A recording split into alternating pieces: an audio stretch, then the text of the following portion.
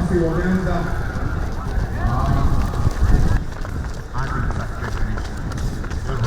preparing the two countries. I think 2006 kulimekwa na Australia. Kukimbia kilomita 8 jamani, sio kazi rahisi. Amemaliza vizuri kabisa, naonekana hata bado ako na nguvu extra. Nakwambia 1 2 3. Nashukuru Mungu kwa kunipa ushindi. Yeah. Mara kwanza kukimbia kwa hii course? Hapana. Juzi nilikuwa Ndala nikashika namba 6. Leo nikakuwa mshindi. Nilikuwa nataka sana cross country but sikumeka. Sasa hivi nataka nijitahidi. Hiyo ni my aim. Saidi. Najiandaa. Basi asante chairman.